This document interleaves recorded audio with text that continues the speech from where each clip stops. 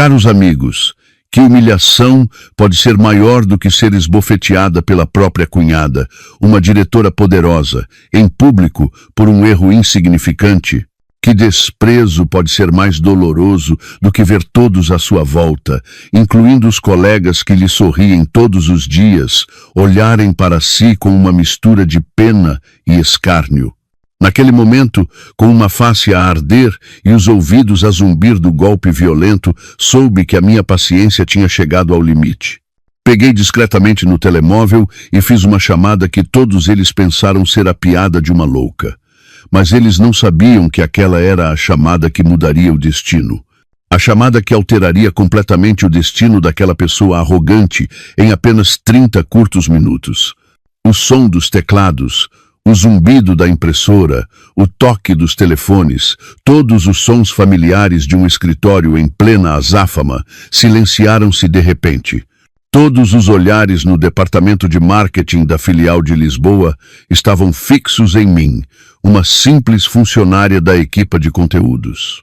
Eu estava ali, paralisada, com uma bochecha a arder e a doer. À minha frente estava Catarina, a minha cunhada, e também a poderosa diretora de marketing que todos nesta empresa temiam. Ela tinha acabado de me dar uma bofetada violenta, testemunhada por mais de 50 pessoas. Que raio de trabalho é este que tu fazes? A voz de Catarina, estridente e afiada como uma lâmina, ecoou pelo espaço silencioso. Um relatório tão simples e deixas passar um erro ortográfico. Onde tinhas os olhos? Ou a tua cabeça só serve para enfeitar? Ela pegou na pilha de papéis que tinha na mão e atirou-os à minha cara. As folhas brancas esvoaçaram e caíram no chão, tal como a minha dignidade naquele momento. A verdade é que aquele relatório não era da minha responsabilidade. A Lúcia, a minha chefe de departamento, tinha ficado doente de repente e pediu-me para verificar e imprimir o relatório para ela. Eu estava apenas a ajudar, e um pequeno erro ortográfico, por descuido, foi o pretexto que Catarina usou para descarregar a sua raiva em mim. Eu sabia que não era pelo trabalho. Ela simplesmente me odiava a minha condição de cunhada provinciana. Uma órfã que teve a sorte de casar com o irmão dela. Vou corrigir, murmurei, tentando engolir as lágrimas de humilhação. Curvei-me para apanhar os papéis espalhados pelo chão. Corrigir? Achas que um simples "vou corrigir" resolve tudo? Catarina riu-se com desdém, um sorriso cheio de desprezo. Ela ergueu o seu sapato de salto alto, de sola vermelha e marca de luxo, e pisou com força um dos relatórios, mesmo à minha frente. Alguém tão irresponsável como tu não merece estar nesta empresa. Escreve um relatório de ocorrência e apresenta a tua demissão. Não me obrigues a despedir-te. Toda a paciência dentro de mim pareceu quebrar-se. Nos últimos 2 anos, desde que me tornei sua cunhada e comecei a trabalhar nesta empresa, tive de suportar inúmeras críticas e maus tratos da parte dela. Eu tinha ficado em silêncio, tinha aguentado tudo. Tudo para manter a paz na família, para não colocar o Tiago, o meu marido, numa posição difícil. Pensei que a minha paciência me traria paz, mas estava enganada. O meu silêncio só a tornou mais ousada, mais desdenhosa e impiedosa.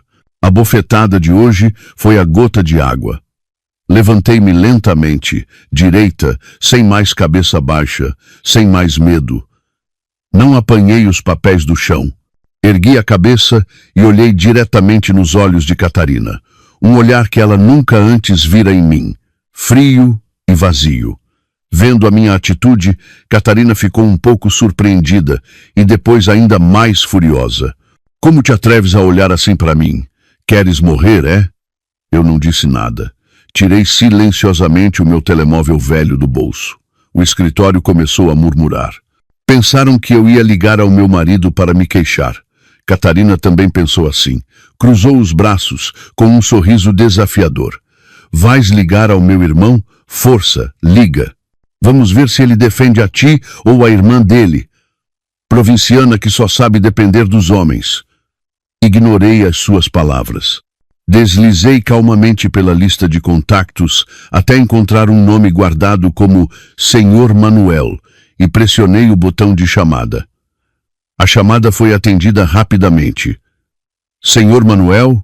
Desculpe incomodar, disse eu, com uma voz surpreendentemente calma, sem um único tremor, embora o meu coração batesse como um tambor de guerra. Na filial de Lisboa, despeça para mim a diretora de marketing, Catarina. Rebaixe-a para chefe da equipa de limpeza a reportar diretamente a mim. Um silêncio mortal abateu-se sobre o escritório. Todos ficaram estupefactos, de boca aberta. De repente, Catarina desatou a rir. Riu-se histericamente, até lhe virem as lágrimas aos olhos. Ha, ha, ha! Tu! O que é que acabaste de dizer? Despedir-me, rebaixar-me para a limpeza. Ela apontou para mim e disse a todos: ouviram isto? Ela enlouqueceu. Para quem ligaste? Para Deus? Ou para o presidente do conselho de administração? O escritório começou a encher-se de risinhos. Eles olhavam para mim como se eu fosse uma louca, uma palhaça a tentar encenar uma peça de teatro amadora. Não conseguiam acreditar que uma simples funcionária como eu ousasse proferir palavras tão arrogantes. Não prestei atenção aos risos de escárnio. Continuei com o telemóvel ao ouvido e acrescentei: sim, a decisão tem efeito imediato. Por favor, envie alguém para executar a ordem dentro de 30 minutos. Obrigado. Desliguei, guardei o telemóvel no bolso e virei-me para Catarina, que ainda limpava as lágrimas de tanto rir. O meu olhar estava desprovido de qualquer emoção. Dentro de 30 minutos, saberás para quem eu liguei. Dito isto, virei-me e caminhei em silêncio para o meu lugar, deixando para trás um escritório mergulhado em confusão, escárnio e uma pessoa arrogante que ainda não sabia que o seu inferno estava prestes a começar. O escritório ainda não se tinha refeito do choque. Os risos iniciais de troça tinham desaparecido, dando lugar a um silêncio estranho. As pessoas já não riam, olhavam de mim para Catarina, tentando adivinhar o que realmente se estava a passar. A cena era demasiado súbita, demasiado inacreditável, mas a minha calma assustadora fazia-os hesitar. Sentei-me na minha cadeira, de costas direitas, os olhos fixos no ecrã do computador, mas a minha mente viajava para 2 anos antes. 2 anos, um período não muito longo, mas suficiente para eu provar todo o amargor da vida de casada. Suficiente para eu compreender a verdadeira face das pessoas que eu ingenuamente acreditava serem a minha família. 2 anos antes, eu ainda era a Beatriz, a filha única do presidente do Conselho de Administração do Grupo Horizonte Atlântico, um dos maiores conglomerados multinacionais do país.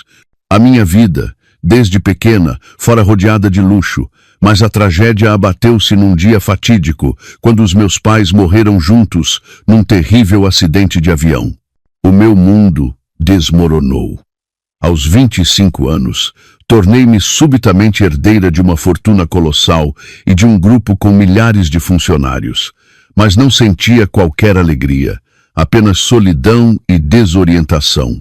À minha volta havia olhares cobiçosos, elogios falsos, pessoas que apenas cobiçavam a fortuna que os meus pais me tinham deixado. Eu tinha medo, não sabia em quem confiar. Foi nesse momento que o Sr. Manuel, o diretor executivo do grupo e o amigo e parceiro mais próximo do meu pai, esteve ao meu lado. Ele foi como um segundo pai, protegendo-me e guiando-me através dos dias mais sombrios. Beatriz, o teu pai dedicou a vida inteira a construir este império, disse-me ele. Não se trata apenas de dinheiro, é o seu suor, as suas lágrimas, o seu sonho. Tu és a única herdeira, tens de assumir esta responsabilidade. Mas antes de te sentares na cadeira de presidente, precisas de compreender o grupo. Precisas de compreender as pessoas que trabalham para ele, de entender a sua cultura desde a raiz. As suas palavras despertaram-me. Eu não queria ser uma chefe que apenas se sentava no topo e assinava papéis. Queria compreender a paixão do meu pai. Queria experienciar por mim mesma, crescer por mim mesma. E então tomei uma decisão ousada. Iria esconder temporariamente a minha identidade.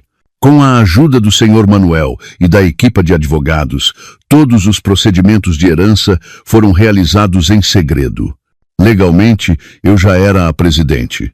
Mas, publicamente, a cadeira permanecia temporariamente vaga e todo o poder executivo continuava nas mãos do Sr. Manuel.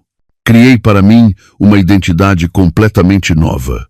Uma rapariga órfã desde tenra idade, licenciada numa universidade comum, de origens modestas. Queria começar do nível mais baixo, como uma funcionária normal, para observar e aprender por mim mesma. Queria encontrar algo que o mundo dos ricos não me podia dar. Um amor sincero, um homem que me amasse por quem eu era, não pela fortuna que eu possuía. E então conheci o Tiago. Ele era chefe de vendas numa pequena empresa. Era gentil, maduro, com um ar intelectual. Não era como os playboys que eu conhecia, que só sabiam gastar dinheiro. Ele interessou-se por mim de forma genuína. Ouvia as minhas histórias, confortava-me quando eu estava triste. Ao seu lado, sentia que podia ser eu mesma, uma Beatriz normal, não a herdeira do Grupo Horizonte Atlântico. Apaixonei-me de forma inocente e pura. Acreditei que tinha encontrado o meu porto de abrigo. O nosso casamento foi simples e acolhedor, sem a presença de qualquer figura importante. Menti ao Tiago e à sua família, dizendo que não tinha mais parentes. Eles acreditaram. Depois de casarmos, o Tiago sugeriu que eu fosse trabalhar para a filial do Grupo Horizonte Atlântico, onde a sua irmã, Catarina, era diretora de marketing. Ele disse que o ambiente era mais profissional, com melhores benefícios e mais futuro. Hesitei um pouco, mas acabei por concordar. Pensei que trabalhar na mesma empresa que a minha cunhada poderia ajudar a fortalecer a nossa relação, mas estava enganada. Desde o primeiro dia em que pisei na empresa, senti o desprezo da minha sogra, a dona Teresa, e da minha cunhada, Catarina. Para elas, eu era apenas uma nora órfã, sem família nem dinheiro, uma oportunista que teve a sorte de casar com o filho e irmão delas. A minha sogra lançava-me indiretas constantemente, criticando-me por não saber cuidar da casa, por não ser poupada. Chegou a exigir que eu lhe desse metade do meu salário todos os meses para ela guardar. Catarina levou esse desprezo para o local de trabalho. Procurava sempre pretextos para me dificultar a vida, dando-me as tarefas mais difíceis e nunca perdendo uma oportunidade para me humilhar e rebaixar em frente aos colegas. Eu aguentei tudo. Suportei em silêncio porque amava o Tiago. Não queria que ele ficasse numa posição difícil entre a mulher e a família. Sempre que eu estava triste, o Tiago abraçava-me e confortava-me. Oh, querida, a minha mãe e a minha irmã são só um pouco difíceis. Não tem má intenção. Tenta aguentar um pouco, por mim. E eu acreditei. Por ele, aguentei. Enganei-me a mim mesma, pensando que, se me esforçasse, se fosse sincera, um dia eles me entenderiam e aceitariam. Mas a bofetada de hoje despertou-me, esbofeteou todas as minhas ilusões ingênuas. A minha paciência não me trouxe respeito, apenas desprezo e humilhações cada vez mais cruéis. Eles não me viam como família, apenas como uma parasita, um saco de boxe para descarregarem as suas frustrações. E talvez o Tiago, o marido em quem eu sempre confiei, não fosse tão inocente como aparentava. A chamada que fiz não foi um ato impulsivo, foi o resultado de 2 anos de repressão, 2 anos de desilusão e dor. Estava na hora de parar de fazer o papel da Cinderela sofredora. Estava na hora de voltar a ser quem eu realmente era. 30 minutos, num dia de trabalho normal, passam num piscar de olhos. Mas os 30 minutos daquela tarde, no departamento de marketing do Grupo Horizonte Atlântico, pareceram um século. Todo o escritório estava mergulhado numa atmosfera de silêncio sufocante, quebrado apenas pelo tic-tac monótono do relógio de parede. Cada batida do ponteiro era como um martelo a aumentar a tensão. Ninguém trabalhava. Todos prendiam a respiração, à espera.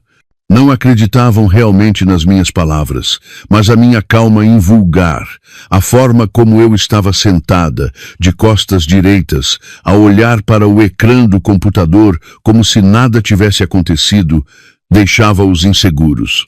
Alguns começaram a sussurrar. Será que ela enlouqueceu com choque? Mas ela parece séria. Ou talvez tenha mesmo alguém importante a proteger. Lá. Que proteção? A diretora Catarina é quem é. É irmã do chefe Tiago, das vendas, e dizem que é prima afastada de alguém do conselho de administração. Aquela miúda é uma Zé Ninguém. Como é que ia despedir a diretora? Ouvi todos os sussurros, mas não lhes dei importância. Estava apenas a contar o tempo. Faltavam 20 minutos. Catarina, depois da sua gargalhada de escárnio, começava agora a sentir-se um pouco desconfortável. Já não estava sentada relaxadamente na sua secretária, mas andava de um lado para o outro no escritório, com uma expressão pensativa. Olhava para mim, depois para o relógio, o seu olhar revelando impaciência e uma ponta de dúvida.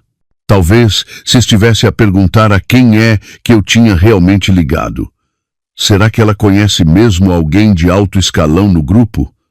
Mas esse pensamento foi rapidamente afastado pela sua arrogância. Impossível. Ela era a diretora de marketing, uma posição cobiçada por muitos. Era jovem, bonita, competente e tinha contactos. Uma rapariga órfã e provinciana como eu não conseguiria tocar-lhe num cabelo. De certeza que ela está a fazer teatro, a tentar parecer misteriosa para salvar o pouco de dignidade que lhe resta. Pensando assim, Catarina recuperou a sua confiança. Aproximou-se da minha secretária, cruzou os braços e, com um tom de sarcasmo, disse bem alto para que todo o escritório ouvisse. Então, Beatriz, os 30 minutos estão quase a acabar. Onde está o tal presidente a quem ligaste? Por que é que ainda não apareceu ninguém? Ficou preso no trânsito? Alguns risinhos voltaram a ouvir-se no escritório. Eu continuei sem levantar a cabeça, respondendo apenas com uma voz suave. Ainda faltam 15 minutos. A senhora diretora pode esperar com calma. A minha atitude indiferente deixou Catarina furiosa. Ela rangeu os dentes, pronta para dizer mais alguma coisa, mas nesse momento o seu telemóvel tocou. Ao ver o número no ecrã, a sua expressão mudou instantaneamente, da raiva para um tom meloso. Olá, querido. Ligaste-me por alguma razão? Era o Tiago, o meu marido. Ele já sabia do ocorrido. De certeza que alguém no escritório se apressou a contar-lhe. O quê? Aquela louca atreveu-se a bater-te? Estás bem? A voz do Tiago no telemóvel devia estar muito alta, pois mesmo sem o altifalante, consegui ouvir alguns trechos. Foi a Catarina que me bateu, mas na sua versão, a verdade foi completamente distorcida. Eu estou bem, começou Catarina a soluçar, desempenhando o papel de vítima. Eu só fui um pouco mais dura com ela por causa do trabalho. Não esperava que ela perdesse a cabeça, que fizesse uma cena e ligasse para alguém a ameaçar despedir-me. Estou com tanto medo, querido. Uma representação perfeita. Ela transformou-se de agressora em vítima. Não tenhas medo. Eu estou aqui. Ouvi a voz do Tiago a consolar. Deixa-a estar. São só ameaças vãs. Daqui a pouco chego a casa e vou dar-lhe uma lição. Atrever-se a tratar mal a minha irmã. Ela não sabe mesmo com quem se meteu. A chamada terminou. Catarina olhou para mim com um ar vitorioso. Acreditava ter um apoio sólido. Com o irmão a proteger lá, não tinha nada a temer. Aproximou-se de mim novamente com uma voz falsamente doce. Cunhadinha, o Tiago está quase a chegar. Ele disse que te vai dar uma lição. É melhor preparares-te. Eu apenas esbocei um sorriso irônico, um sorriso que ela não conseguiu entender. Ela não sabia que antes que o Tiago pudesse chegar para me dar uma lição, a primeira lição seria para ela. 10 minutos. 5 minutos. O tempo passava lentamente e a atmosfera no escritório tornava-se cada vez mais densa, a tensão era palpável. Todos esperavam, ou para me verem humilhada, ou para testemunharem um milagre impensável. E então, quando o ponteiro dos segundos passou do número 12, assinalando o fim dos 30 minutos, a porta de vidro do departamento de marketing abriu-se de repente.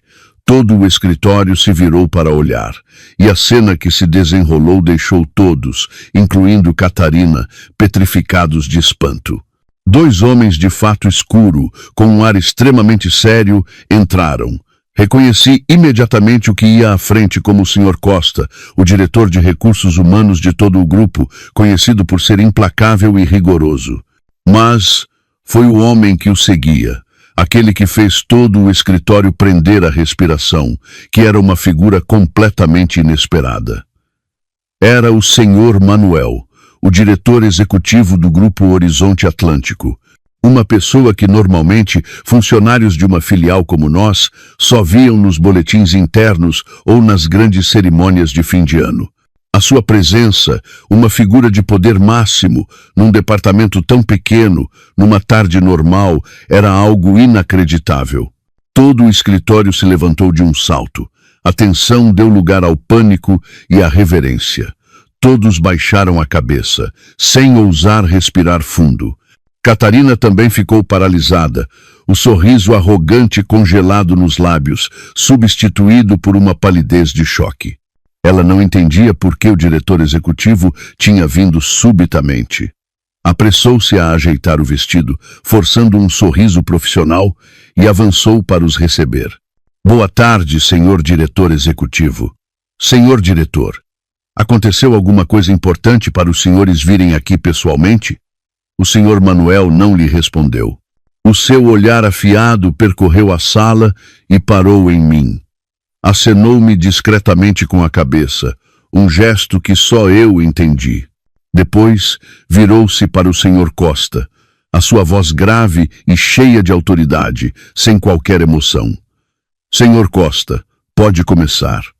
O Sr. Costa assentiu. Deu um passo à frente, segurando uma pasta com o selo vermelho da empresa. Pigarreou e leu em voz alta e clara, cada palavra caindo como um martelo no silêncio. Com base nos regulamentos internos da empresa e por recomendação da administração superior, o Grupo Horizonte Atlântico decide exonerar a senhora Catarina Torres do cargo de diretora de marketing da filial de Lisboa, com efeitos a partir de hoje. O escritório explodiu em silêncio. Todos olhavam uns para os outros de boca aberta, incapazes de acreditar no que tinham acabado de ouvir. Catarina, que estava de pé, cambaleou como se fosse desmaiar. O quê? Gaguejou ela, a voz a falhar. Exonerar? Por quê? O que é que eu fiz de errado? Mas o Sr. Costa não lhe deu oportunidade de questionar. Continuou a ler, a voz ainda mais fria. Simultaneamente, a senhora Catarina Torres é transferida para a equipa de limpeza do departamento administrativo com o cargo de chefe de equipa. Esta decisão tem efeito imediato. Solicita-se à senhora Torres que proceda à passagem de serviço e se apresente no seu novo posto ainda esta tarde. Chefe da equipa de limpeza. Se a exoneração foi um choque, esta decisão era uma humilhação inimaginável. De uma diretora imponente a líder da equipa de limpeza. Não era apenas um castigo, era uma bofetada violenta no seu orgulho. Não, não pode ser. Gritou finalmente Catarina, o pânico quebrando completamente a sua compostura. É um absurdo, não tenho o direito de fazer isto. O que é que eu fiz de errado? Quero uma razão. Senhor diretor executivo, de certeza que há um engano. Senhor Manuel, diga alguma coisa. Atirou-se ela na direção do Senhor Manuel com uma expressão de súplica. Mas ele apenas a olhou friamente, sem um pingo de compaixão. Senhora Catarina, não fez nada de errado à empresa, mas fez algo de errado a alguém a quem não devia ter tocado, disse ele, com uma voz grave e enigmática. Esta é a decisão final. Se não a cumprir, consideraremos como um ato de insubordinação e tomaremos medidas mais severas. O olhar do senhor Manuel voltou-se então para mim. Naquele instante, uma verdade inacreditável começou a despontar na mente de todos. Viraram-se para mim os seus olhares, antes de pena e escárnio, agora transformados em espanto, medo e incompreensão. Começaram a ligar os pontos. A minha chamada, as minhas palavras arrogantes sobre despedir a diretora e a aparição súbita do diretor executivo. Tudo se encaixava de forma perfeita e assustadora. Catarina também olhou para mim, os olhos arregalados de pavor. Começou a gaguejar. Foste tu. Afinal, quem és tu? Eu não respondi. Apenas me levantei lentamente e caminhei até ela. Olhei para o seu rosto, que mudava de cor com o medo, o rosto da minha cunhada arrogante que, momentos antes, me tinha esbofeteado sem hesitar. Não senti satisfação, apenas um cansaço profundo. Eu não queria encenar esta peça. Foi ela que me forçou a baixar a cortina. Olhei para ela e depois para o uniforme de funcionária que eu usava. Talvez estivesse na hora de o tirar. O escritório continuava mergulhado num silêncio tão profundo que se podia ouvir uma mosca a voar. Todos estavam imóveis como estátuas, os olhos cheios de espanto e medo fixos em mim, tentando decifrar o mistério da identidade da humilde funcionária Beatriz. Catarina, o epicentro do colapso, também estava paralisada. O seu rosto alternava entre o branco e o verde, os lábios tremiam, mas não conseguia proferir uma única palavra. O choque fora tão grande que o seu cérebro, normalmente rápido, estava completamente bloqueado. Ela não conseguia entender, não conseguia aceitar a realidade de que a cunhada que sempre desprezara e humilhara tinha, afinal, o poder de vida e de morte sobre a sua carreira. O senhor Manuel fez um sinal ao senhor Costa. O diretor de recursos humanos percebeu imediatamente. Aproximou-se e colocou sobre a secretária de Catarina um uniforme azul celeste, o uniforme do pessoal da limpeza, e uma pilha de papéis para a passagem de serviço. Senhora Catarina, aqui tem o seu uniforme e a ata de passagem de serviço. A voz do senhor Costa continuava monótona, sem emoção, mas naquela situação soava incrivelmente cruel. Por favor, vista o uniforme e proceda à passagem de serviço imediatamente. A nova chefe da equipa de limpeza está à sua espera na arrecadação. O uniforme azul, grosseiro e gasto, pousado sobre a secretária de madeira nobre de Catarina, criava um contraste irônico. Era como uma sentença, uma humilhação pública em frente a todos os funcionários. Não! Conseguiu finalmente gritar Catarina, um grito de raiva e desespero. Eu não visto isso. Eu não sou uma empregada de limpeza. Não tenho o direito de me tratar assim. Vou processar-vos a todos. Ela recuou, varrendo o uniforme e os papéis para o chão com um gesto brusco. Olhou para o senhor Manuel com os olhos a faiscar. Senhor Manuel, não pense que por ser o diretor executivo pode fazer o que quer. O meu pai também tem ações neste grupo. O que está a fazer é um abuso de poder. Vou reportar isto ao Conselho de Administração. O senhor Manuel apenas sorriu, um sorriso frio. O Conselho de Administração? Esteja à vontade. Mas receio que esta decisão venha precisamente da pessoa com o maior poder no Conselho de Administração. O seu olhar voltou-se mais uma vez para mim. A insinuação era demasiado óbvia. Catarina virou-se bruscamente para mim, o pânico nos seus olhos, transformando-se num verdadeiro terror. Apontou-me um dedo trêmulo. Tu não pode ser. Tu não podes ser. Ela não se atreveu a verbalizar o pensamento louco, mas terrivelmente lógico, que se formava na sua mente. Eu continuei em silêncio. Apenas a olhei com uma expressão serena. O meu silêncio, naquele momento, era uma afirmação mais poderosa do que 1000 palavras. Senhor Costa, voltou a falar o senhor Manuel, a sua voz já sem paciência. Se a senhora Catarina não colaborar, chame os seguranças para a levarem para a arrecadação. Os regulamentos da empresa têm de ser cumpridos. Ao ouvir a palavra seguranças, Catarina desmoronou completamente. Sabia que não tinha escapatória. Ser arrastada por 2 seguranças corpulentos em frente a toda a gente seria uma humilhação ainda maior do que vestir o uniforme de limpeza. As suas lágrimas começaram a correr, não mais as lágrimas falsas de uma atriz, mas lágrimas de raiva, impotência e humilhação extrema. Tremendo, baixou-se para apanhar o uniforme do chão, apertando-o contra o peito como se abraçasse o seu destino trágico. Sem dizer mais uma palavra, cambaleou em direção aos vestiários, a sua figura emanando uma desolação nunca antes vista. Todo o escritório assistiu em silêncio. Ninguém se atreveu a falar. O prazer inicial que sentiram transformara-se em medo. Tinham medo de mim, da minha identidade misteriosa e do meu poder assustador. Começaram a recordar as vezes em que se tinham juntado a Catarina para me maltratar e ridicularizar. Um sentimento de arrependimento e ansiedade começou a instalar-se nas suas mentes. Meia hora depois, Catarina saiu. Estava a usar o uniforme de limpeza azul. O seu vestido de marca, os sapatos de salto alto e as joias caras tinham desaparecido. Em seu lugar, um conjunto largo e disforme. Um par de chinelos de plástico baratos, o cabelo apanhado num coque desleixado, o rosto sem maquilhagem, apenas exausto, desorientado e com os olhos inchados de chorar. Não restava qualquer vestígio da bela e arrogante diretora de marketing de outrora.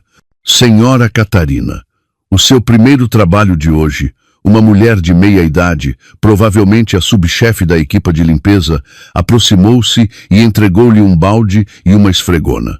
A casa de banho das senhoras deste piso precisa de ser limpa urgentemente. Pode começar. A casa de banho das senhoras. O lugar onde poucas horas antes Catarina entrava para retocar o seu batom de luxo e ajeitar a sua roupa em frente ao espelho. Agora tinha de entrar ali como empregada de limpeza. Este castigo era de facto mais doloroso do que ser despedida. Catarina ficou paralisada, os braços caídos ao lado do corpo. Olhou para o balde e para a esfregona. Depois para os seus antigos colegas, que a observavam com uma mistura de curiosidade e pena. A humilhação atingiu o seu auge, mas ela não tinha outra escolha. Pegou silenciosamente na esfregona e arrastou os pés pesados em direção à casa de banho. A porta da casa de banho fechou-se com um estrondo, como se encerrasse um capítulo glorioso e abrisse um capítulo de vergonha na sua vida. A figura de Catarina desapareceu atrás da porta da casa de banho, deixando para trás um escritório mergulhado num silêncio sufocante. O senhor Manuel e o senhor Costa também já tinham saído, mas a sua autoridade invisível parecia ainda pairar no ar. Ninguém se atrevia a olhar-me nos olhos. Os colegas, que poucas horas antes se riam de mim, agora mantinham a cabeça baixa, fingindo estar ocupados com o trabalho. Mas eu sabia que as suas mentes estavam em tumulto, estavam assustados, a tentar adivinhar se a minha fúria se voltaria contra eles. Eu não disse nada, apenas comecei a arrumar os meus pertences numa pequena caixa.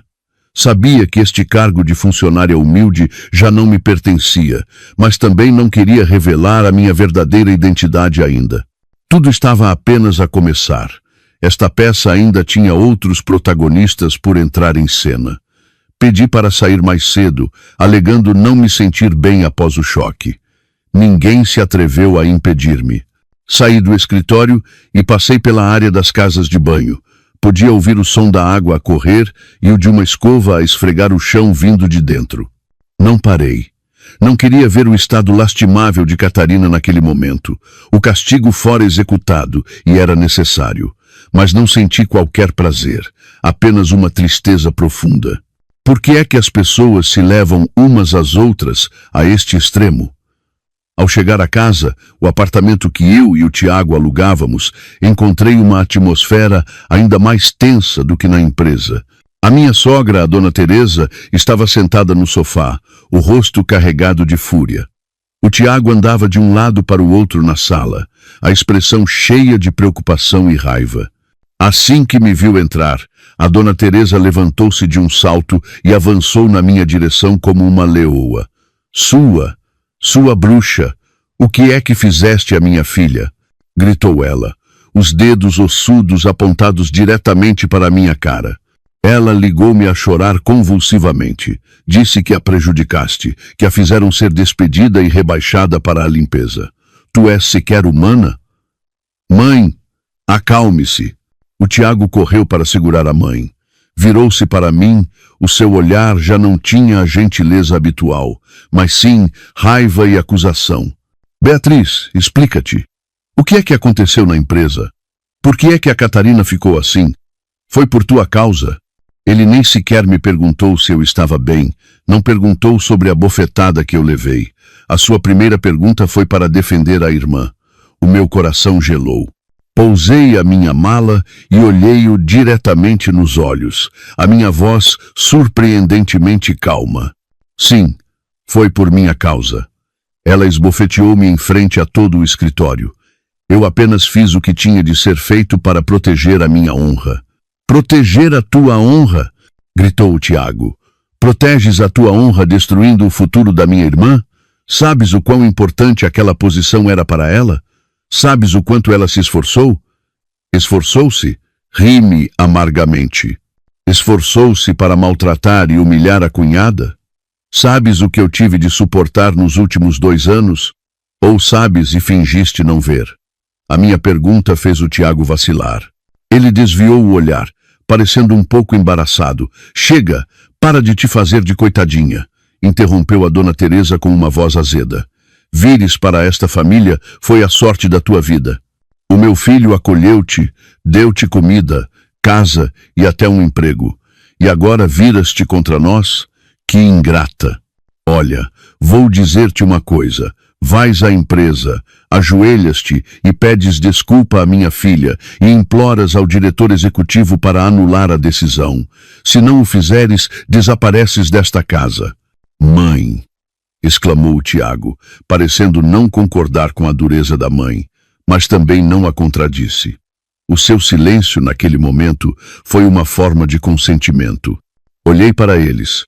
A sogra cruel, o marido fraco, o quadro da família feliz que eu tanto me esforcei por construir, tinha se desfeito por completo. Eles não me viam como família. Aos olhos deles, eu era apenas uma estranha, uma ferramenta, algo que podia ser descartado a qualquer momento. A tempestade na empresa tinha acabado de passar, mas outra, maior e mais feroz, estava a formar-se dentro da minha própria casa. E o marido que eu sempre amei e em quem confiei estava agora do outro lado, pronto para se juntar à sua família e apontar as suas armas contra mim.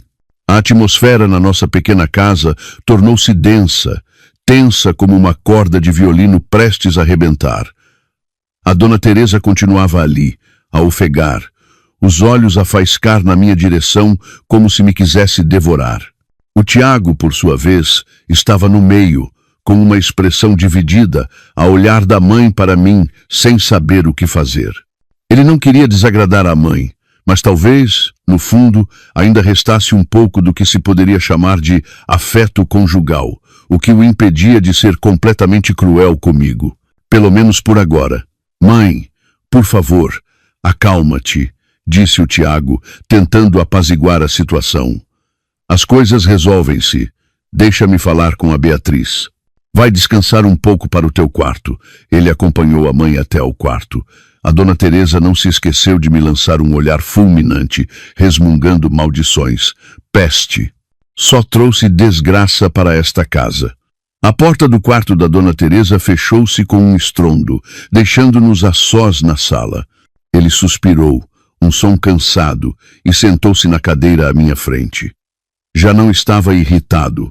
A sua voz suavizara bastante, carregada de exaustão e um toque de súplica. Beatriz, desculpa. A minha mãe é idosa, tem um temperamento forte. Não leves a mal o que ela disse. Não levo a mal, respondi, a voz ainda fria. Só quero saber o que sou eu para ti. O Tiago levantou a cabeça e olhou para mim, surpreendido com a minha pergunta. Que pergunta estranha. És a minha mulher, claro. Mulher? Ri-me amargamente, um sorriso cheio de dor. Uma mulher que, ao ser esbofeteada pela cunhada na empresa, o marido não lhe pergunta como está, mas preocupa-se apenas com o futuro da agressora. Uma mulher que, ao ser expulsa de casa pela sogra, o marido fica em silêncio a assistir? As minhas palavras atingiram-no como facas. Ele baixou a cabeça, passando as mãos pelo cabelo. Desculpa, fui apanhado de surpresa. Não soube como reagir. Tu conheces-me. Não sou bom com palavras. Não sei lidar com estas situações complicadas. Ele usou novamente a sua fraqueza como desculpa.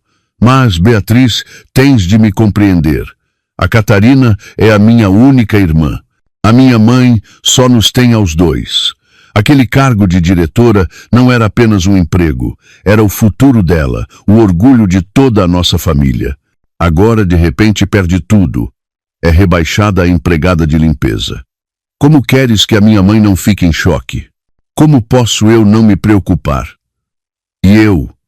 Perguntei, a minha voz a começar a tremer. A humilhação que eu sofri, a minha dor, para ti não valem nada. Não é isso. Apressou-se o Tiago a interromper. Eu preocupo-me contigo, claro, mas o que está feito, está feito. Agora temos de encontrar uma solução. Vê lá se consegues arranjar uma maneira. Ele ergueu o olhar para mim, os olhos cheios de esperança. Eu sei que conheces alguém importante na empresa. Podes falar a favor da Catarina? Vais ter com esse diretor. Dizes que foi tudo um mal-entendido, que já perdoaste a Catarina. Pede-lhes para anularem a decisão. Por favor, Beatriz, peço-te, só desta vez, ajudas a Catarina e também me ajudas a mim, a toda a nossa família. Ele estava a suplicar-me, a pedir-me para me humilhar perante a pessoa que me humilhou, a pedir-me para limpar a confusão que a irmã dele causou. Ele via o meu sacrifício como algo natural. O seu egoísmo e fraqueza estavam agora expostos. Olhando para sua figura patética, já não senti raiva, apenas uma desilusão infinita. Este é o homem que eu amei, que escolhi para marido, um homem sem espinha dorsal, incapaz de proteger a sua mulher, que apenas obedece cegamente à mãe e à irmã. E se eu não o fizer? Perguntei. Uma última pergunta para o testar. A expressão suplicante do Tiago endureceu instantaneamente. Olhou para mim. A sua suavidade desapareceu, substituída por uma frieza e determinação que eu nunca tinha visto. Beatriz, eu não queria ter de dizer isto, mas se não o fizeres, talvez não possamos continuar juntos. Ele parou, respirou fundo e proferiu a palavra que eu nunca esperei ouvir. Divórcio. Divórcio? Fiquei paralisada. Apenas para proteger a irmã, para proteger a chamada honra da família, ele estava disposto a usar o nosso casamento como chantagem. Escolhe, disse o Tiago, a sua voz sem hesitação. Ou vais implorar pela Catarina e a nossa família volta a ter paz, ou acabamos tudo aqui. Não posso viver com uma mulher que é cruel ao ponto de prejudicar a própria cunhada. Ele colocou-me numa situação impossível. Acreditava que eu o amava, que eu não ousaria arriscar o nosso casamento. Acreditava que no final eu seria novamente a ceder, a sacrificar-me. Ele levantou-se, vestiu o casaco. Dou-te até amanhã de manhã para pensares. Amanhã preciso da tua resposta. Dito isto, virou-se, abriu a porta e saiu, deixando-me sozinha na casa fria com um ultimato cruel e um coração completamente despedaçado. A porta fechou-se com um estrondo, o som seco como um último golpe de martelo a destruir qualquer ilusão que eu ainda tivesse sobre este casamento. Deixei-me cair no chão, sentindo como se toda a força do meu corpo tivesse sido drenada. Divórcio. Ele dissera aquelas palavras com uma facilidade e crueldade chocantes. Afinal, no seu coração, o meu lugar, o da mulher que viveu com ele durante 2 anos, valia menos do que uma pequena fração da sua irmã arrogante. As lágrimas já não caíam. A dor transformara-se num torpor. Fiquei ali sentada, na escuridão, sem saber por quanto tempo, o tic-tac do relógio na parede parecendo uma contagem decrescente para o fim do meu casamento. Tinha de dar uma resposta na manhã seguinte, mas nem eu sabia qual seria. Uma parte de mim gritava para eu desistir, para deixar esta família tóxica, para viver a minha própria vida. Mas outra parte, mais fraca, agarrava-se ao passado. Eu ainda amava o Tiago, ou pelo menos ainda me apegava às doces memórias que tínhamos tido. Na manhã seguinte, acordei com os olhos inchados. Não respondi imediatamente ao Tiago. Precisava de tempo, de silêncio para pensar. Decidi ir para a empresa, embora não soubesse com que estatuto deveria apresentar-me. Só queria fugir da atmosfera sufocante de casa. Quando cheguei à empresa, tudo tinha mudado. Já não havia olhares curiosos e perscrutadores, mas sim cumprimentos de cabeça reverentes e assustados. A notícia de que eu tinha um apoio forte espalhara-se por todo o lado, embora ninguém soubesse exatamente quem eu era. Fui diretamente para o departamento de marketing. A atmosfera ali também era diferente, silenciosa e pesada. Todos trabalhavam com afinco, ninguém ousava conversar. O cargo de diretora de Catarina continuava vago. A sua queda tornara-se uma lição para todos. Fui à minha antiga secretária apenas para recolher alguns pertences que tinham ficado. Nesse momento, ouvi sussurros vindos de um canto da sala. 2 colegas estavam juntas, a olhar para o telemóvel e a cochichar. Fingi ir buscar água e passei por elas. Consegui apanhar algumas frases. Meu Deus, a Catarina enlouqueceu mesmo, foi rebaixada para a limpeza e ainda não aprendeu. Acabou de ligar ao marido da Beatriz. Eu estava perto e ouvi tudo. Disse ao irmão para arranjar uma forma de lhe fazer justiça. Falou de um projeto fantasma, de dinheiro. Projeto fantasma. O meu coração deu um salto. Parei, fingindo procurar algo num armário de ficheiros próximo, tentando aguçar os ouvidos. Sim, a Catarina disse. Tiago, tens de me ajudar. O dinheiro do projeto Vale Verde, que dividi contigo, ainda nem o gastei todo. Agora estou em apuros e vais abandonar-me? Se não me ajudares, conto tudo à tua mulher. Meu Deus, afinal eles tinham negócios obscuros juntos. Não admira que a Catarina fosse tão arrogante. Tinha o irmão a encobri-la enquanto desviavam dinheiro da empresa. A conversa delas foi interrompida quando outra pessoa se aproximou, mas o que eu ouvi foi mais do que suficiente. Projeto Vale Verde, dinheiro dividido, desviar dinheiro da empresa. Uma outra verdade terrível começou a revelar-se. A relação entre o Tiago e a Catarina não era apenas de um irmão a proteger a irmã. Eles eram cúmplices num esquema de peculato, de desvio de bens da própria empresa. O meu sangue gelou. Eu tinha subestimado a sua baixeza. Não eram apenas bules egoístas. Eram parasitas a corroer dia e noite o grupo que o meu pai deixara. A fúria dentro de mim explodiu novamente, mas desta vez acompanhada de uma determinação fria. O ultimato do Tiago? Divórcio? Muito bem, mas eu não sairia em silêncio. Iria virar tudo do avesso. Iria expor todos os seus crimes à luz do dia. Já não estava a lutar pelo meu casamento. Estava a lutar para proteger o legado do meu pai, para limpar o ambiente de trabalho que ele tanto se esforçou por construir. Saí imediatamente da empresa. Não fui para casa, mas sim para um café tranquilo. Liguei ao Sr. Manuel. Senhor Manuel, preciso da sua ajuda, disse eu, a minha voz calma, mas pesada. Suspeito que a Catarina e o Tiago estiveram envolvidos em peculato a desviar fundos da empresa. Quero que mande investigar todos os projetos que a Catarina supervisionou nos últimos 2 anos, especialmente um projeto chamado Vale Verde. Entendido? A voz do Sr. Manuel do outro lado da linha era, como sempre, de confiança. Fica descansada. Vou colocar a equipa de auditoria interna a trabalhar nisso imediatamente. Por mais astuta que a raposa seja, deixa sempre um rasto. A investigação secreta foi iniciada. Uma rede invisível começou a ser tecida. E eu sabia que, em pouco tempo, todo aquele ninho de víboras seria apanhado. Depois da chamada com o Sr. Manuel, não voltei logo para casa. Não conseguia. As paredes daquele apartamento, que outrora fora o meu único refúgio de paz, estavam agora manchadas pela mentira e pela conspiração. Não conseguia encarar o Tiago naquele momento. Não conseguia olhar para o rosto que poucas horas antes me tinha dado um ultimato, enquanto na minha cabeça fervilhavam suspeitas terríveis sobre os seus crimes. Conduzi até um café, livraria tranquilo numa rua antiga, pedi um chá de gengibre quente para tentar impedir que as minhas mãos tremessem. As palavras que ouvi na empresa ecoavam na minha mente. Projeto Vale Verde, o dinheiro que dividi contigo, desviar dinheiro da empresa. Já não era um mero conflito familiar. Já não era o bullying de uma cunhada malvada.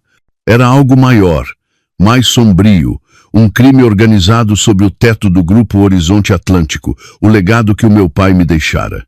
Fiquei ali sentada durante horas, a tentar ligar os pontos. O Tiago, o marido que eu pensava ser apenas fraco, emergia agora com uma faceta completamente diferente. Seria ele realmente apenas o chefe de vendas de uma pequena empresa? Ou isso também era apenas uma fachada? Por que estaria ele envolvido nas finanças da minha empresa? Catarina, com o seu cargo de diretora de marketing, que poder teria para poder dividir dinheiro de um projeto com o irmão? Milhares de perguntas rodopiavam na minha mente, cada uma abrindo uma possibilidade mais assustadora. Percebi que a situação era muito mais grave do que eu pensava.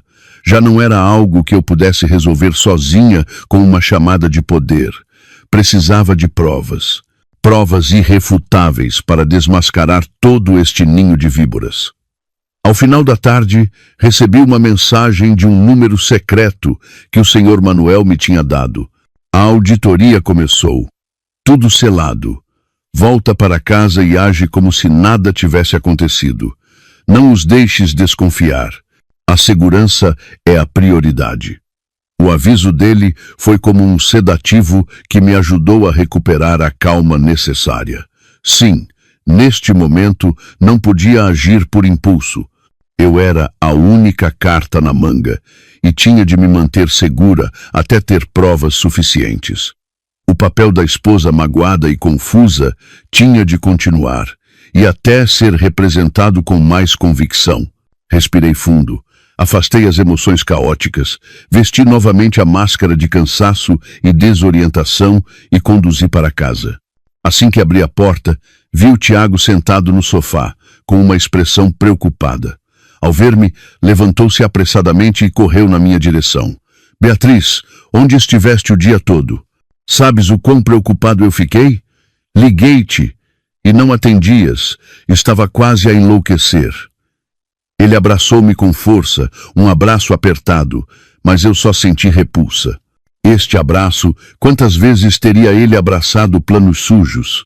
Eu só precisava de ir a algum lado sozinha para pensar, respondi, com a voz rouca, encostando a cabeça fracamente no seu ombro. Pensar? Já decidiste, não já? Perguntou ele, a voz cheia de esperança. Ele esperava a resposta ao seu ultimato. Fiquei em silêncio por um longo momento.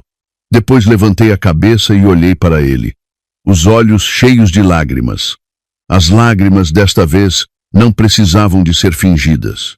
Eram reais, mas não por amor, e sim por uma desilusão avassaladora. Eu sei o que tenho de fazer. Tinhas razão. A família é o mais importante. Eu não quero o divórcio. Ao ouvir isto, o rosto tenso do Tiago relaxou. Um sorriso de alívio e satisfação apareceu. Ele apertou-me com mais força. Eu sabia. Sabia que a minha mulher era a pessoa mais compreensiva.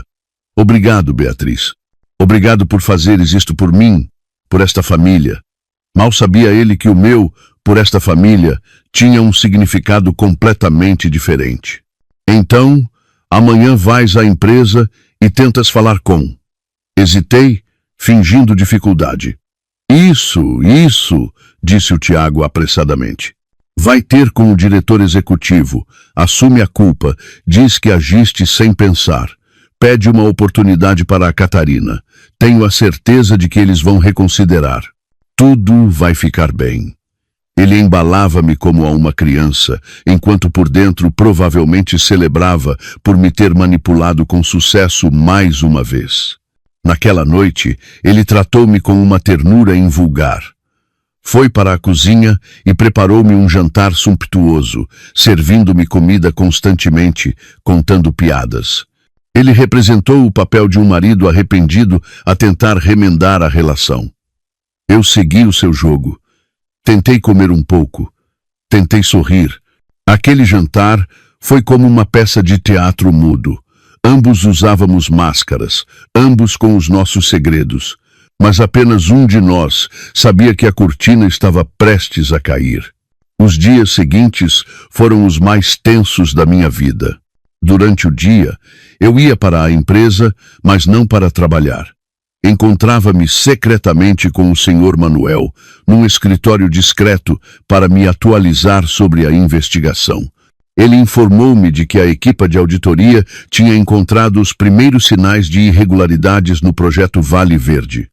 Os custos com publicidade e organização de eventos estavam inflacionados de forma absurda.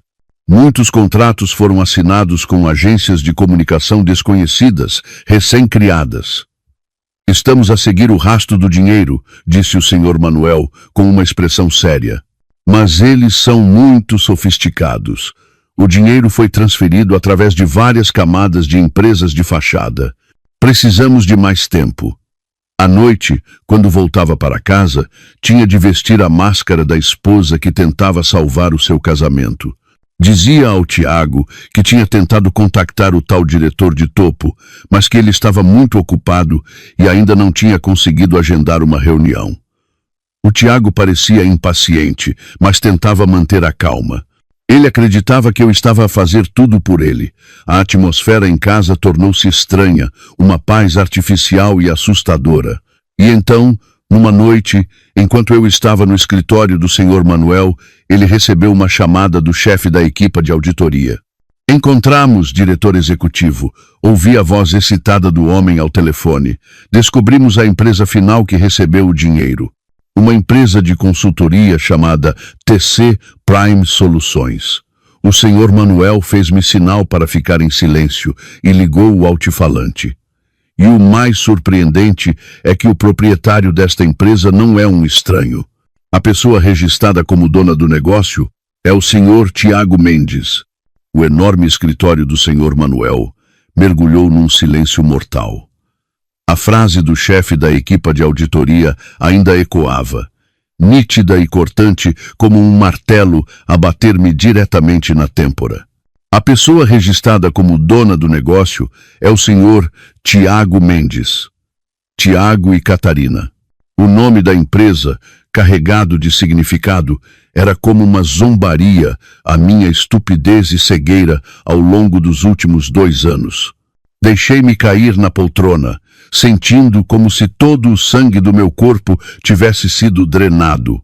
Apesar de me ter preparado para as piores verdades, ouvir com os meus próprios ouvidos o nome do meu marido ser confirmado como o cérebro de um esquema sistemático de peculato deixou-me sem fôlego. O Sr. Manuel terminou rapidamente a chamada. A sua voz manteve-se calma, mas o seu olhar para mim estava cheio de preocupação e fúria. Beatriz, estás bem? Eu não respondi. Apenas abanei a cabeça inconscientemente. A minha mente estava em branco. Todas as peças soltas do puzzle agora se encaixavam, formando uma imagem completa de uma traição horrível e calculada ao mais ínfimo detalhe. Pouco depois, o relatório completo da auditoria foi enviado. O Sr. Manuel abriu-o no ecrã grande. Página após página de documentos, linha após linha de números secos, apareceram diante dos meus olhos, mas eles contavam uma história mais emocionante e cruel do que qualquer romance. O esquema deles era incrivelmente sofisticado. Catarina, como diretora de marketing, Abusou do seu cargo para criar projetos fantasma. Ela propunha campanhas publicitárias grandiosas, eventos de lançamento de produtos faustosos para um projeto real, o Projeto Vale Verde, mas o orçamento era inflacionado 5, 10 vezes em relação ao real. Depois, ela conspirava com uma rede de fornecedores externos, empresas que, na realidade, só existiam no papel, criadas pelo próprio Tiago em nome de parentes distantes ou nomes falsos. Contratos fictícios, faturas falsas, eram criados profissionalmente.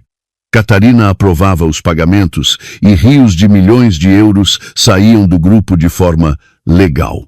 E o papel do Tiago nesta peça não era apenas o de marionetista nos bastidores.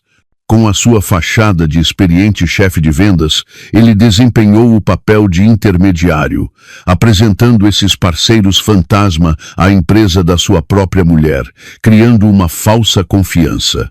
Ele usou o meu amor e a minha confiança para me transformar numa ferramenta, num escudo para suas atividades criminosas.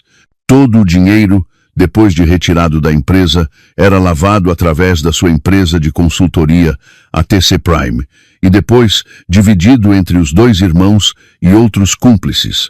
O relatório estimava que, em menos de 2 anos, o montante total que eles desviaram do Grupo Horizonte Atlântico ascendia a quase 2 milhões de euros. 2 milhões, um número inimaginável. Lembrei-me das vezes em que o Tiago se queixava de dificuldades, das vezes em que a minha sogra me criticava por não saber poupar, das vezes em que a Catarina me chamava de provinciana. Tudo não passava de uma encenação. Eles viviam no luxo com o dinheiro suado, com o legado que os meus pais deixaram, enquanto eu e a família deles representávamos o papel de pessoas comuns, a viver uma vida modesta. Isto já não é uma violação dos regulamentos da empresa, Beatriz. A voz do Sr. Manuel tirou-me dos meus pensamentos. Isto é um crime. Peculato, com um montante especialmente elevado. A pena máxima pode ir até a prisão perpétua. Prisão perpétua. Aquelas palavras soavam tão distantes, mas eram o fim merecido para o que eles fizeram. O choque inicial deu lugar a uma determinação gélida. Já não sentia dor pelo amor traído. Esse amor estava morto. Agora, dentro de mim, restava apenas a responsabilidade de uma presidente. A responsabilidade de proteger a empresa, de punir os parasitas, de restaurar a ordem. Senhor Manuel, levantei a cabeça. O meu olhar já não era fraco ou confuso. Tornou-se firme e afiado. Temos de agir. Mas não podemos simplesmente despedi-los e chamar a polícia. Compreendo, assentiu o Sr. Manuel. Se agirmos agora, eles negarão tudo, destruirão provas e culpar-se-ão uns aos outros. O Tiago é muito astuto, pode tentar fugir. Precisamos de apanhar todo o ninho, sem deixar escapar ninguém. Exatamente, preciso de uma armadilha. Uma última armadilha, grande e forte o suficiente para que nenhuma raposa velha consiga escapar. Comecei a pensar. O ultimato do Tiago, a reunião de confronto que eu inventei. Essas eram as peças que eu podia usar. Eles pensam que eu cedi, que farei qualquer coisa para salvar o nosso casamento. A arrogância e a ganância deles são o seu ponto fraco fatal. Tenho um plano, disse eu ao Sr. Manuel. Apresentei a minha ideia, um plano ousado e algo arriscado, mas era a única maneira de acabar com tudo de forma limpa. O Sr. Manuel ouviu atentamente, depois assentiu, os seus olhos brilhando com aprovação. Muito bem. Tal e qual a filha do teu pai. Faz isso. O resto, desde a preparação da sala de reuniões, a segurança, até ao contacto com as autoridades, deixa comigo. O plano estava traçado, a rede estava lançada. Agora era só esperar que as traças estúpidas, cegas pela ganância da luz do dinheiro, se atirassem sozinhas para a armadilha. A minha encenação entrava no seu ato final, um ato que exigia uma representação sofisticada e nervos de aço. Voltei para casa naquela noite.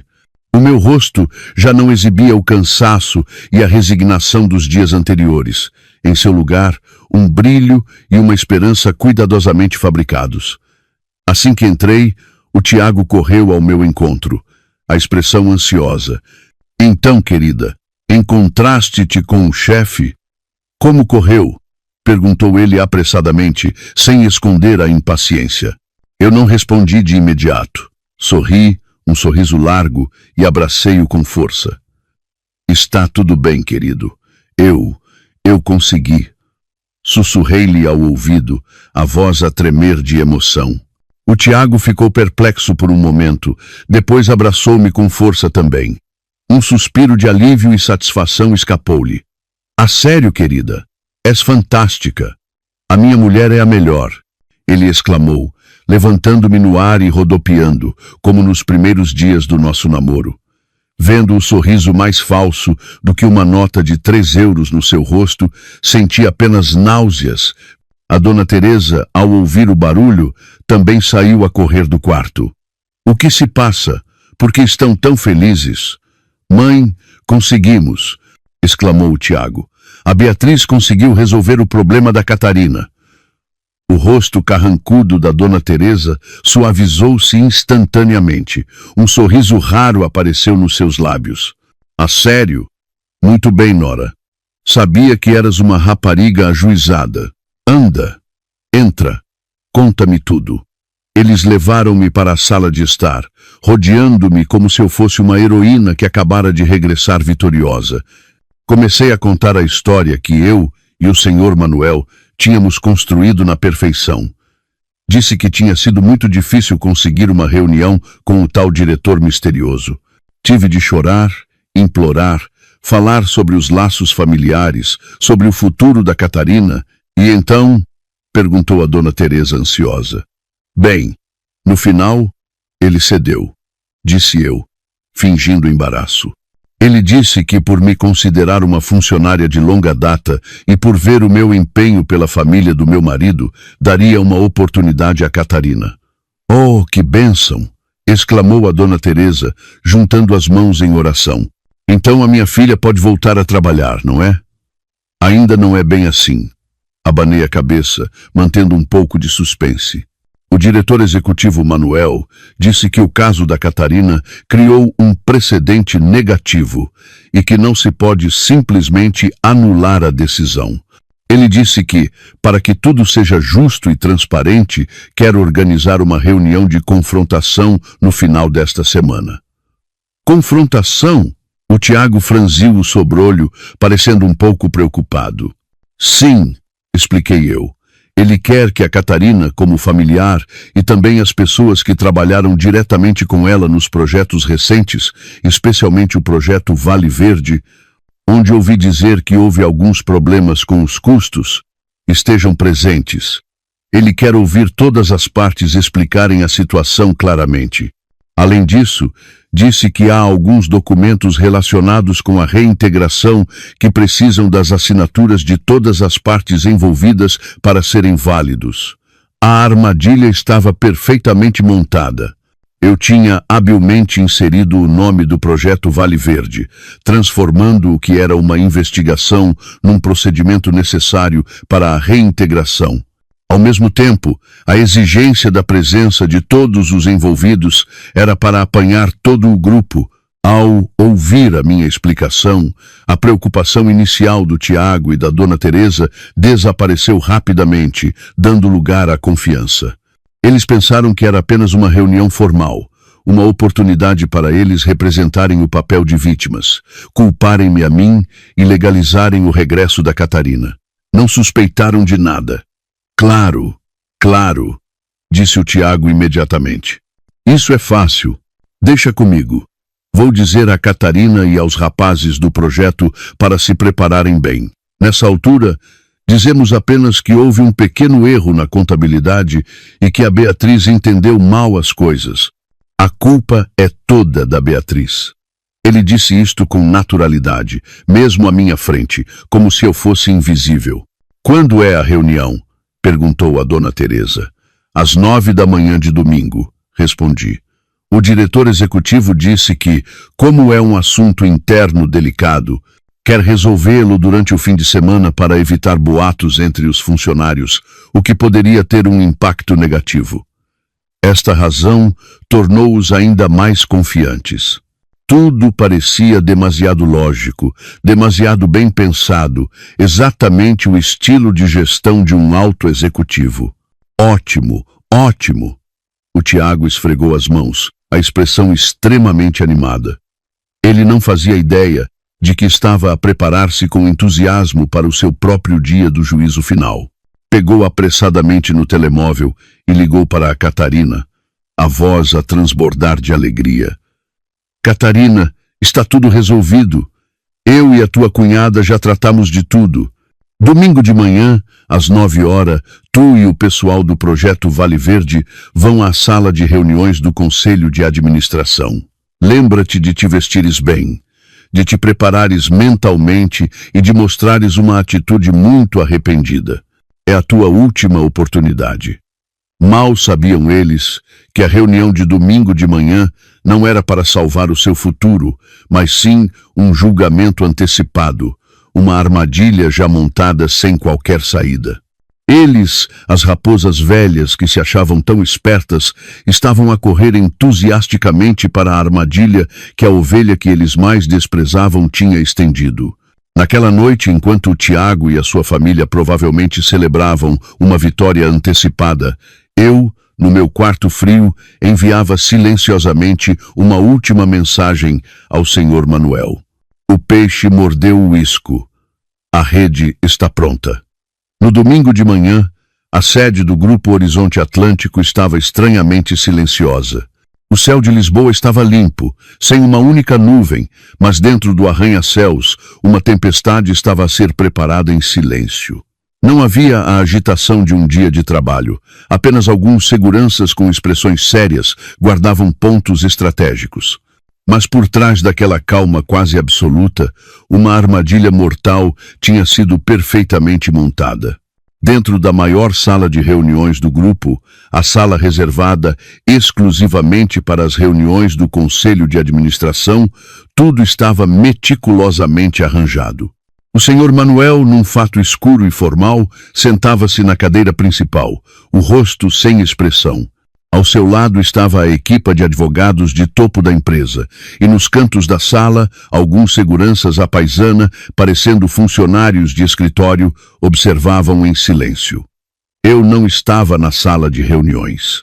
Estava num local mais discreto, na pequena sala de controlo adjacente, com um grande vidro espelhado que dava diretamente para a sala de reuniões. Daqui, eu podia ver e ouvir tudo sem ser detetada. Queria assistir a este último ato da perspectiva de um observador, para ver claramente as suas verdadeiras faces quando fossem desmascarados. Pontualmente às 9h, a pesada porta da sala de reuniões abriu-se. O Tiago, a Catarina e outras 3 pessoas, os seus cúmplices no peculato, entraram. Pareciam muito confiantes e animados, sem qualquer preocupação. A Catarina estava novamente maquilhada e vestida de forma elegante, tentando recuperar a sua postura arrogante de diretora. O Tiago liderava o grupo, agindo como o líder, o rosto a brilhar de presunção. Cumprimentaram o senhor Manuel com respeito e sentaram-se nas cadeiras em frente, que já estavam preparadas, as suas expressões cheias de expectativa, como atores que sabiam o guião de cor e apenas esperavam o momento de brilhar no palco. Bom dia a todos, começou o senhor Manuel. A sua voz, como sempre, grave e calma, sem revelar qualquer emoção. Obrigado por terem vindo num fim de semana. Como foi comunicado, estamos aqui hoje para esclarecer algumas questões pendentes relacionadas com a senhora Catarina e os projetos que ela supervisionou durante o seu mandato. Ao ouvir o senhor Manuel, a Catarina e o Tiago trocaram um olhar.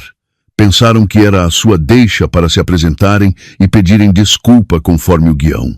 A Catarina levantou-se apressadamente, curvou-se a 90 graus, a sua voz cheia de remorso e sinceridade.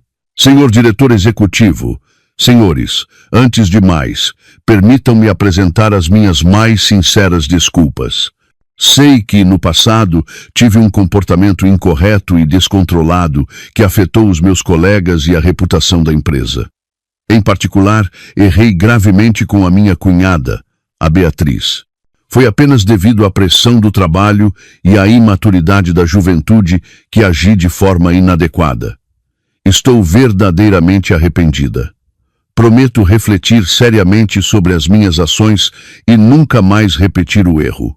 Peço ao diretor executivo e à empresa que sejam generosos e me deem uma oportunidade para me redimir, para continuar a contribuir para o crescimento da empresa.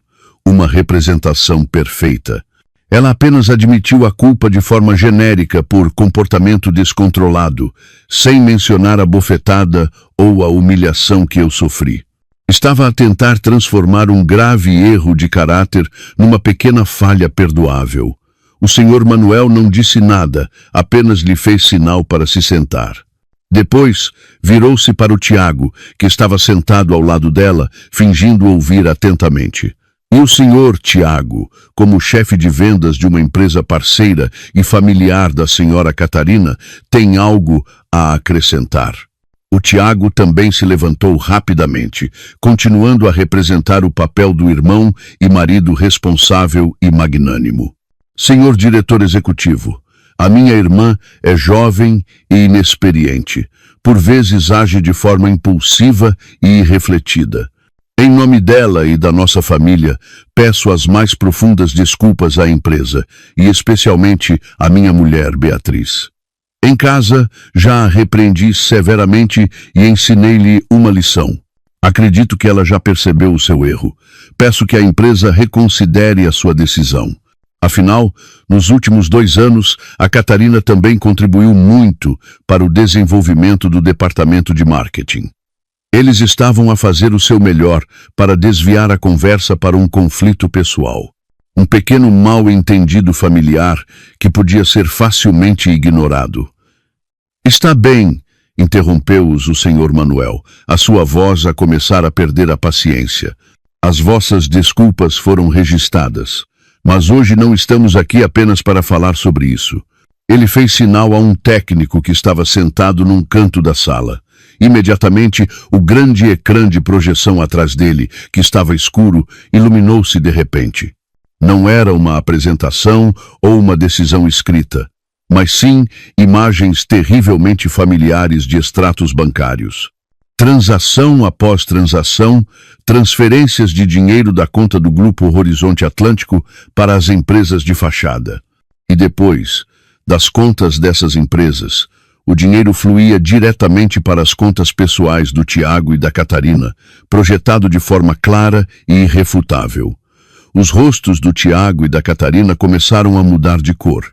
Olhavam atônitos para o ecrã, sem entender como os seus segredos mais profundos, as suas transações mais sofisticadas, podiam ser expostos de forma tão crua. O que é isto?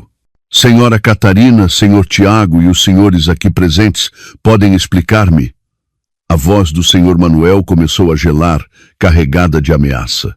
O projeto Vale Verde, um projeto de publicidade com um orçamento declarado de 1 milhão de euros, mas, segundo a nossa investigação, o custo real não chegou aos 100 mil. Onde estão os restantes 900 mil euros? Não é verdade. Gaguejou a Catarina, o rosto branco como papel. De certeza que há um engano. Nos livros. Não há engano nenhum. A voz do Sr. Manuel tornou-se dura como aço, como uma sentença. Temos provas completas e irrefutáveis do vosso crime de peculato e desvio de fundos da empresa, incluindo o Sr. Tiago Mendes. Ele bateu com força na mesa. O som ecoou, fazendo os 5 estremecerem e tremerem. Sabiam que tudo tinha realmente acabado. Mas a melhor parte do espetáculo, o ato final, ainda estava para vir. A porta da sala de controlo onde eu estava abriu-se lenta e deliberadamente. Eu saí, vestida com um elegante fato de executiva, o rosto sem expressão, e entrei calmamente na sala de reuniões. Todos os olhares na sala, incluindo os dos advogados e seguranças, voltaram-se para mim. O Tiago e a Catarina olharam para mim como se tivessem visto um fantasma. Não conseguiam acreditar. Não conseguiam entender por que é que eu estava ali, naquela reunião fatídica. Beatriz, o que fazes aqui? Gaguejou o Tiago, a voz a tremer de pânico. Eu não lhe respondi. Nem sequer lhe lancei um olhar. Caminhei diretamente para a cadeira principal, ao lado do Sr. Manuel. O Sr. Manuel levantou-se, olhou diretamente para os rostos atônitos e assustados, e com uma voz solene e reverente que ecoou por toda a sala, disse: Tenho a honra de vos apresentar a todos. Esta é a Sra. Beatriz Almeida, filha única do falecido presidente, o Sr. Jorge Almeida, e a atual presidente do Conselho de Administração do Grupo Horizonte Atlântico. Um silêncio mortal abateu-se sobre a sala. O Tiago, a Catarina e os seus cúmplices. Os seus rostos passaram de pálidos a cinzentos, sem vida. Caíram nas cadeiras, os olhos vazios e sem esperança, como marionetas cujos fios foram todos cortados. Eles não tinham apenas ofendido a funcionária humilde que desprezavam. Tinham ofendido a própria presidente, a pessoa que detinha o destino de todo o grupo. O jogo tinha acabado, e a derrota, da forma mais miserável e humilhante, pertencia-lhes. A verdade, exposta na sala de reuniões de topo do Grupo Horizonte Atlântico, sob o olhar atento da equipa jurídica e de segurança, causou um verdadeiro terremoto. Tiago e Catarina, que momentos antes se sentiam donos da situação, prestes a virar o jogo, caíram num abismo de desespero sem fundo. Não tinham mais palavras para se defender, nem um fio de esperança a que se agarrar. Sob a supervisão dos advogados e da segurança, todo o grupo de 5 pessoas, incluindo Tiago, Catarina e os 3 subordinados cúmplices, foi detido no local. A cena deles, a serem algemados e levados em silêncio, sob os olhares de desprezo do pessoal de segurança, pôs um fim irremediável às suas carreiras e ao seu futuro. O caso de peculato no Grupo Horizonte Atlântico rapidamente se tornou notícia de primeira página, com provas irrefutáveis, que iam desde livros de contabilidade e documentos a extratos bancários e confissões. Posteriormente, no tribunal, Tiago e Catarina enfrentaram uma sentença severa. Como cérebro do esquema, abusando da sua posição e autoridade para se apropriar de uma quantia particularmente elevada, Catarina foi condenada a vários anos de prisão. Tiago, como cúmplice e mentor na criação das empresas de fachada e beneficiário direto, também não escapou à punição da lei. Entretanto, eu pedi o divórcio rapidamente. O casamento, construído sobre uma base de mentiras e enganos, terminou de forma rápida e limpa em tribunal. Ele não tinha qualquer direito a contestar, e eu não exigi qualquer tipo de compensação. Para mim, a liberdade e a paz de espírito, a libertação de uma relação tóxica, eram mais valiosas do que qualquer quantia de dinheiro. A notícia de que os seus 2 filhos estavam simultaneamente envolvidos com a justiça, um na prisão e o outro a caminho, foi um golpe fatal para a Dona Teresa. Ela, a mulher amarga e gananciosa, desmaiou ao saber da notícia. O choque foi demasiado grande. O colapso do seu orgulho e do futuro que tanto ansiava provocou-lhe um AVC. Apesar de ter sido socorrida a tempo, passou o resto da sua vida paralisada de um lado do corpo, com dificuldades de fala e dependente de outros para todas as suas necessidades. Sem o filho para cuidar dela, sem a filha de quem se orgulhar, sem dinheiro para desfrutar, viveu os seus últimos dias em solidão, remorso e arrependimento tardio num modesto lar de idosos. A sua família, uma família que me desprezou, maltratou e humilhou, acabou por se desintegrar completamente devido à sua própria ganância e maldade. Depois da tempestade, já não havia razão para esconder a minha identidade. Apresentei-me oficialmente perante toda a empresa e os meios de comunicação como a nova presidente do Conselho de Administração do Grupo Horizonte Atlântico. Este evento causou um grande alvoroço no mundo dos negócios.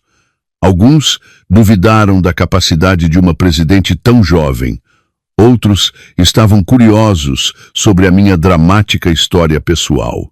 Mas, com o apoio inabalável do Sr. Manuel, juntamente com as minhas ações decisivas e a visão que demonstrei na gestão da crise interna, rapidamente ganhei reconhecimento e respeito.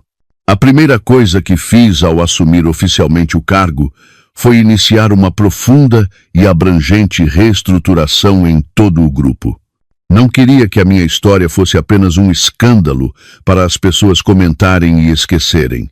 Queria transformá-la numa lição, numa oportunidade para reconstruir um ambiente de trabalho verdadeiramente limpo, justo e forte, desde a sua raiz. Mandei rever todos os processos financeiros. Colaborei com as principais empresas de auditoria para estabelecer um sistema de controle interno mais rigoroso e transparente, para fechar todas as brechas que pudessem levar a atos de peculato e abuso de poder no futuro. Também implementei novas políticas, um código de conduta e uma cultura empresarial que valorizavam especialmente o respeito mútuo, a igualdade de oportunidades de desenvolvimento e proibiam estritamente qualquer forma de bullying, facciosismo e discriminação no local de trabalho. Eu queria que o Horizonte Atlântico não fosse apenas um grupo economicamente forte, mas também um local de trabalho civilizado, uma segunda casa onde todos os funcionários, independentemente da sua posição, desde o pessoal da limpeza aos diretores de topo, se sentissem valorizados, protegidos e tivessem a oportunidade de desenvolver todo o seu potencial. O tempo passou a voar. 3 anos se passaram desde o dia em que me sentei oficialmente na cadeira de presidente, desde o dia em que virei o jogo do meu destino. Sob a minha liderança e com o apoio unânime de toda a equipa, especialmente do Sr. Manuel, o Grupo Horizonte Atlântico não só superou a crise de confiança após o escândalo, como também se tornou mais forte, expandindo-se para novos mercados promissores na região. Mas para mim, o maior e mais orgulhoso sucesso não reside nos impressionantes números de lucro dos relatórios financeiros anuais. O meu maior sucesso foi ter reconstruído um ambiente de trabalho onde o valor humano, a justiça e a integridade são prioridade máxima. Já não sou a Beatriz, a funcionária órfã desprezada e maltratada. Nem sou uma presidente distante e autoritária, sentada no topo da sua torre de marfim a dar ordens frias. Tornei-me uma verdadeira líder, alguém que sabe ouvir, compreender e inspirar os seus funcionários. Passo regularmente tempo a visitar as filiais e fábricas por todo o país. Não me sento em salas de reuniões a ouvir relatórios. Entro diretamente na produção, converso com os trabalhadores, ouço as suas dificuldades, os seus anseios, almoço com eles no refeitório da empresa. Pergunto sobre as suas famílias, os seus filhos. Quero entender a vida das pessoas que, dia e noite, contribuem para o sucesso do Horizonte Atlântico.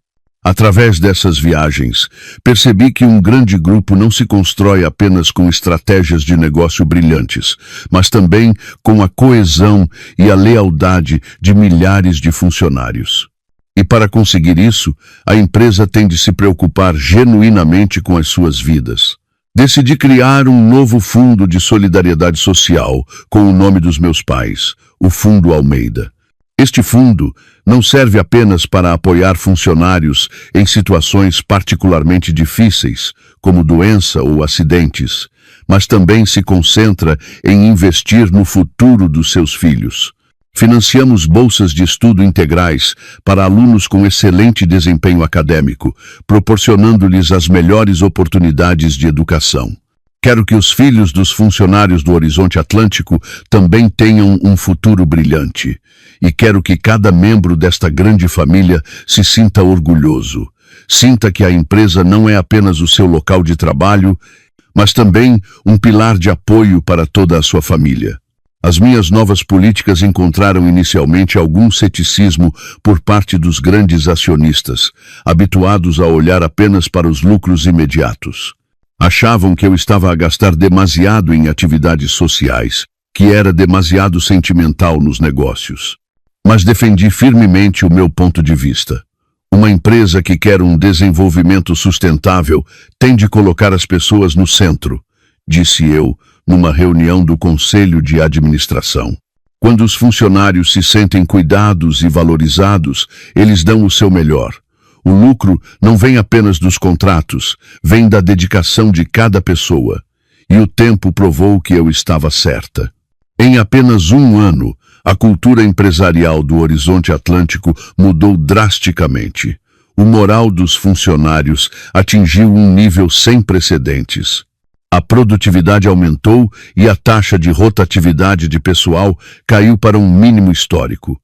O grupo não só se tornou financeiramente mais forte, como também construiu uma imagem positiva e humana na comunidade.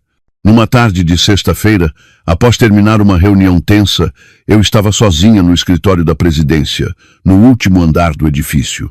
Este escritório, fora do meu pai, eu mantivera quase tudo intacto, desde a secretária de Mogno às fotografias dele com parceiros internacionais. Aproximei-me da grande janela, a olhar para a vista panorâmica de Lisboa, que se iluminava sob as luzes do crepúsculo. Os arranha-céus erguiam-se imponentes, o tráfego fluía apressado pelas ruas, tudo criando uma imagem vibrante e cheia de vida. Já não me sentia sozinha ou perdida no meio deste luxo. Encontrei o meu lugar. Encontrei a minha missão. O passado, com o Tiago e a sua família, era agora uma memória distante. Já não sentia ressentimento nem dor ao pensar nisso. Encarava-o apenas como uma lição cara, um desafio que o destino me colocou para que eu pudesse crescer e tornar-me mais forte. Ocasionalmente, chegavam-me notícias deles. O Tiago, depois de cumprir a pena, não conseguiu encontrar um emprego decente. Vivia uma vida apagada e à deriva, assombrado pelos erros do passado. A Catarina, da mesma forma, o seu passado na prisão tornou-se uma mancha indelével que destruiu completamente o seu futuro. Era o preço que tinham de pagar. O senhor Manuel bateu levemente à porta e entrou, colocando na minha secretária uma chávena de chá de camomila quente, o chá que ele sabia que eu mais gostava depois de um dia de trabalho intenso. A pensar em quê, presidente? Sorriu ele, amavelmente. Virei-me e peguei na chávena. Estava só a pensar. Se naquele dia eu não lhe tivesse feito aquela chamada, como seria tudo agora? O senhor Manuel olhou para mim, os olhos cheios de orgulho. Não foi graças a mim, foi graças a ti. Tiveste a coragem de enfrentar a verdade e lutar pelo que é certo. O teu pai, onde quer que esteja, está certamente muito orgulhoso de ti. Sorri, um sorriso sereno e satisfeito.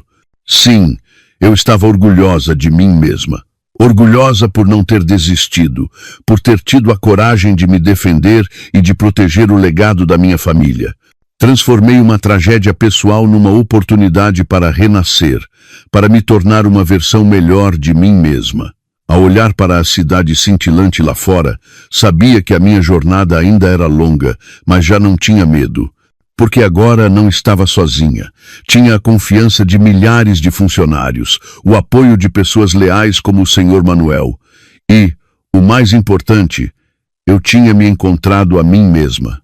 O amanhecer da presidente Beatriz Almeida estava apenas a começar.